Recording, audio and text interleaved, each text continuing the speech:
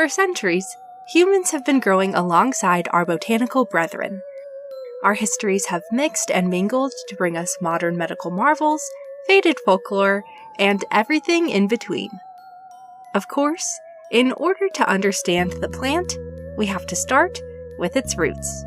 I'm M. Gremner Gaddis, and this is Rooted. Hello, and welcome back to another week of Rooted. In this bonus episode of the Deadly Potion series, we're actually re-releasing one of my favorite episodes and true crime cases ever, Belladonna and the story of Giulia Tofana. Belladonna is a plant with almost as many names as it has stories.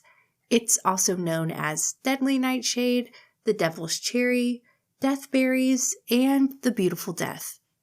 While it may go by many names, there's no mistaking this absolutely iconic botanical. Belladonna, or really Atropa belladonna, is a member of the Solanaceae or nightshade family, with famous cousins like potato, tomato, eggplant, and of course, henbane. It's native to parts of Europe and Western Asia, most specifically Turkey. It's also been naturalized in North America and honestly pretty much all over the world. This stuff spreads like wildfire, especially in areas that get lots of rain, have plenty of limestone in the soil, and have disturbed soil so that their tiny little seeds can really get in there without too much work. Belladonna is known for its shiny black fruits and stunning foliage that springs forth out of its pale green stems. It can get up to 7 feet tall and is technically categorized as a subshrub since it's on the smaller and spriggier side.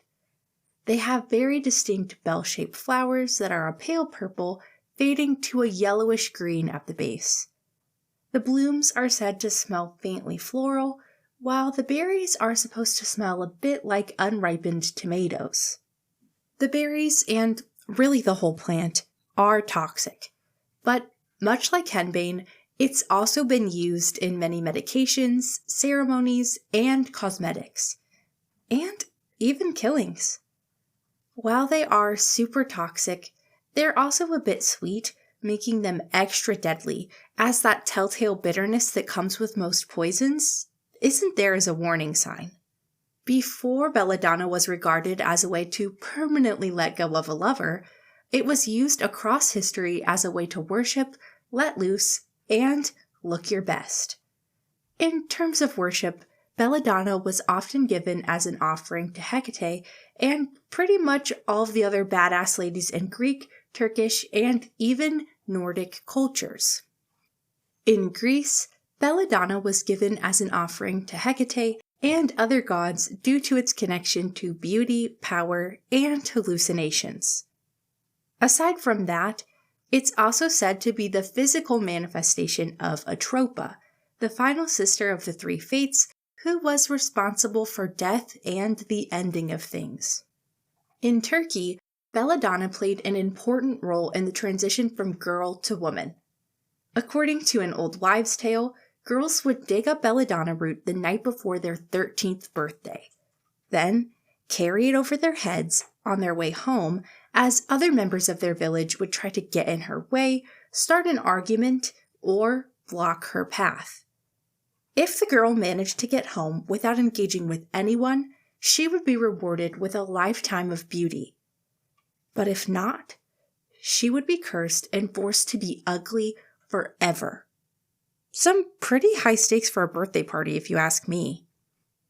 In Norse culture, belladonna was very closely related to valkyries. As a quick crash course for those not familiar, valkyries are a winged woman warrior spirit who pluck the souls up of those who have died on the battlefield and guide them to their afterlife.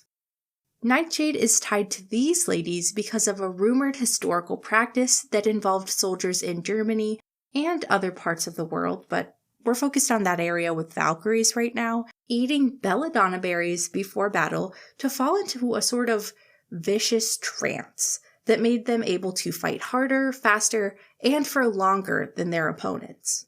Of course, those who fought hardest would have caught the eye of a Valkyrie, who would then take them to live with Odin as they prepared for Ragnarok. Speaking of the afterlife, Deadly Nightshade is also closely tied to the devil himself, with some reports claiming he loved it so much that any time he was unable to be near it, he would send a guard to look after his beloved blooms. Obviously, or maybe not so obviously, a lot of this is tied back to the tangled web of Belladonna being used in magic and in murder. As such a prolific poison and potion ingredient, it really should come as no surprise that so many were quick to cry Satan.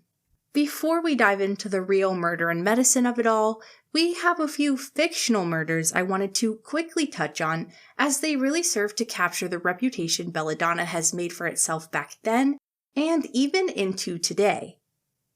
For starters, Deadly Nightshade pops up in famed favorite and later Disney classic Snow White as the substance that poisons the apple the evil stepmother gives to Snow White.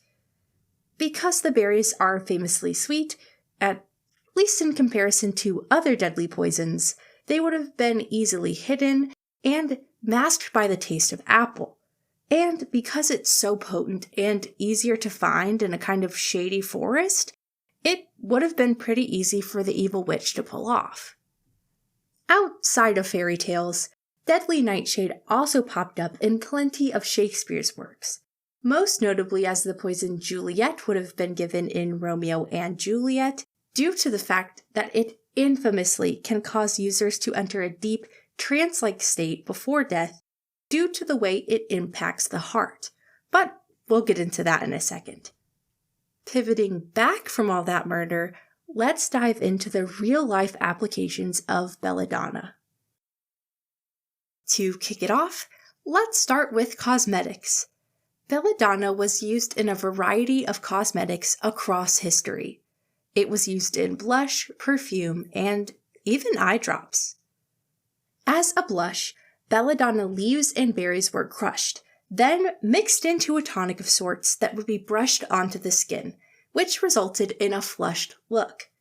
This is partially because Belladonna can be slightly irritating to the skin, and as it's absorbed, it does increase heart rate and blood flow, leading to a literal blushing effect. This subtle color has actually inspired modern cosmetic companies, so if you want to replicate the look, you can do it without poisoning yourself. Isn't progress fun? Eye drops were made in a similar manner, but with just the juice of the berry, which was very, very diluted. Some sources are saying it's 1 part juice to up to 130 parts water, and that's just so it would dilate the pupils. This again works due to the active chemicals Belladonna contains, which can easily pass through the blood-brain barrier and very easily be absorbed into the body.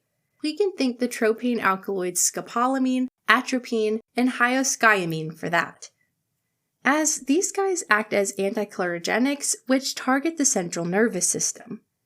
Suppressing the neurotransmitter acetylcholine, these chemicals prevent communications from the brain and the rest of the body, leaving certain muscles to kind of fend for themselves. This results in vomiting, increased heart rate, and eventually hallucinations, seizures, and cardiac arrest in higher doses. Of course, Belladonna wasn't just used in cosmetics, but also in medicine and recreation. In recreational history, Belladonna was sometimes deployed for trips due to its hallucinogenic properties, but these trips aren't like the ones depicted in Hollywood or described by those using mushrooms or LSD. Instead, they're often described as being confusing, with users feeling disjointed, disconnected, and disoriented. There tend to be strong, sometimes euphoric feelings, with people often reporting they felt like they were flying. In medieval medicine, Belladonna was often used in something commonly referred to as twilight sleep, a combination of belladonna and opium often used as a sedative when people were entering surgery and sometimes even in childbirth, as it would help to relax the muscles and reduce pain. Though today we have much safer options.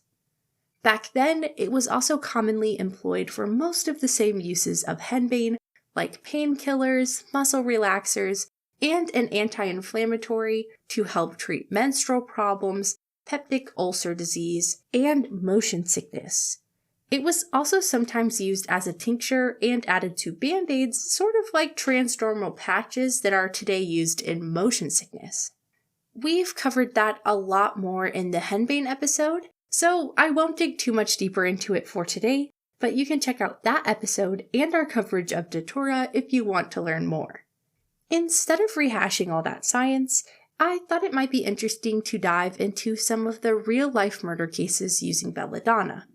This isn't a true crime podcast, so we don't get into all of the grisly details, but because this is such an iconic chapter of the plant's history, and currently topical in our true crime series, I didn't want to leave it out. There are so many cases that have leveraged Belladonna, but my personal favorite has to be Aqua Tofana. To really understand what led up to this case, we have to go back to 16th century Italy. It was not a great time for women, who were very much regarded as objects and had to rely on men to even be treated decently. Women were often pressured at a fairly young age to settle down and marry a man even if he was cruel, unhelpful, or just straight up gross. Women often didn't really get a say, especially if they were not from wealthy families, and they were essentially forced into these marriages with very little regard for their own feelings or safety. Unfortunately, life after marriage wasn't any better. For most in these forced marriages, their days were spent taking care of a man who looked down on them, didn't value their contributions, and often was abusive when he didn't get his way. For many, their futures seemed bleak. However, one woman, Giulia Tofana, knew there was a way out. At the age of 13, her own mother was executed after being accused of murdering her abusive husband by poisoning his food. As she got older, Giulia remembered this lesson from her mother and decided she should try her hand at this practice, this time being a bit more careful in the craft. So she set to work creating a poison that was reliable, easily concealable, and most importantly, untraceable. At least to methods at the time. After a few iterations, she settled on what is now infamously referred to as Aqua Tofana, a blend of nightshade, arsenic, and lead. Giulia knew she couldn't just straight up sell poison to women on the street. It would be hard to hide the actual product, and she would never be able to stay in one town long enough to earn the trust of her customers. Plus, let's face it, she couldn't exactly market her husband-killing concoction like, "Hello ladies, Giulia Tofana here. Looking for a way to get rid of that disgusting slob you sit across from at the dinner table each night? Boy howdy, do I have just the thing for you. Just a few drops of my miracle elixir and your troubles will be a thing of the past. Don't believe me? Just listen to these satisfied customers." Not exactly something the cops are just gonna look the other way on. Instead, she got a group of girlfriends together to sell cosmetics, kind of like a covert Mary Kay operation, but instead of makeup, they're secretly selling murder. The setup was simple, though. These ladies would have entire cases of makeup, just like any other apothecary at the time, but this one had a very special product, Manna St. Nicholas of Bar, a common powder used to treat acne and other blemishes. It looked like any other set of eye drops or ointment a lady at the time might keep in her collection for a night on the town. And because it's just a silly little makeup moment, their husbands would never even notice, let alone ask questions. Once the ladies bought the product, they were instructed to first put a smaller dose into their husband's food, and continue these doses for a while. He wouldn't be able to taste or smell it, since the liquid was clear, and it would blend seamlessly into any soup, drink, or really any dish. After the first dose, their spouse would get very sick. This was important, as typically these men were, unfortunately, in good health. So if they just dropped dead, it would be pretty suspicious. And considering she would have cooked the food, the customer would have been suspect number 1. Not exactly the outcome they were looking for. Instead of just killing him right away, these women would get their husbands sick and keep them that way, playing the role of a devastated, confused, and scared wife, trying to stay strong for the love of their life. They would even call the doctor after this first dose, who would see the symptoms: sweating, vomiting, increased heart rate, flushed skin, and dilated pupils, and diagnose them with a common illness, kind of like the modern-day cold. However, as the doses kept coming, the men would get weaker and weaker. The women would continue telling symptoms to the doctor, who would inevitably tell her there wasn't much else she could do, never suspecting she was the cause all along. Then, after about 4 to 5 doses, the man would suddenly pass. Sometimes he was sick the whole time. Others, there might have been moments where it looked like he was going to get better. But no matter what the story, some things never changed. The men always died. The women always mourned for exactly the acceptable amount of time, and often didn't remarry despite having the best skin in town. This went on for years, with Julia and her team selling enough poison to kill an estimated 600 men across Italy. But of course, like any other crime syndicate, the past does eventually catch up to you. It's not entirely known exactly what happened, but the most widely accepted answer I have seen is that a woman got cold feet when trying to kill her husband. He sucked, but she felt like he didn't deserve to die. So, as he was mid-soup slurp, she begged her husband to stop eating. Frantic, she explained that she had poisoned his soup. Enraged, her husband forced her to tell everything she knew to the police, who later found Julia and her other clients. While that might have been the end for Julia, Aqua Tofana lived on in infamy, with plenty of other women and men being inspired by her poisonous past. In fact, there's another fascinating case from Hungary in the 1920s, where the so-called angel makers, a group of frustrated women, boiled flypaper to get the arsenic out to kill their husbands. This ended up going much further and took a lot of very dark turns, which ended in these ladies killing what equated to be about 1/8 of the population in their small town. While murder is never something to celebrate, for women who had no other options, Aqua Tofana gave them what they saw as the only way out, their only chance to live any kind of life not tethered to a man, and to be their whole selves in a society that was otherwise unkind to them. Today, Belladonna still pops up in stories, products, magic, and gardens. The active chemicals are still used in motion sickness drugs and in some other homeopathic remedies for teething and other mild pain. In fact, in 2016, there was a warning issued to not give it to children teething in medicine due to the impacts on children's bodies and the known issues with Belladonna not being consistent in its potency. Of course, with how common Belladonna is as a weed, and how enticing those berries can look and even taste, it's unfortunately not too common to hear of people eating them. Luckily though, with early intervention, death by belladonna is not nearly as common, and most people do end up expelling what they ate before it can cause any serious issues. While I certainly don't suggest you ingest belladonna, the next time you see it in a garden, stumble upon it in the wild, or spot it in your favorite media, I hope you take a moment to say hello and think of all the interesting ways it shaped history and stories across culture. That's all I've got for this week, but I'll be back next week with more tall tales and true histories to dig into, continuing our Deadly Poison series with not a plant, but a mushroom, the death cap mushroom. See you then. If you're still with us, thank you so much for listening. If you liked the show, please consider subscribing and leaving us a review on Spotify, Apple Podcasts, or anywhere else you listen. You can also follow us on social media at rooted.pod. We're on Instagram and TikTok. We're also on YouTube at rooted.podcast, and you can check out our website, rootedpod.com, for transcripts, updates, and so much more. Thank you so much for being here and for learning with me.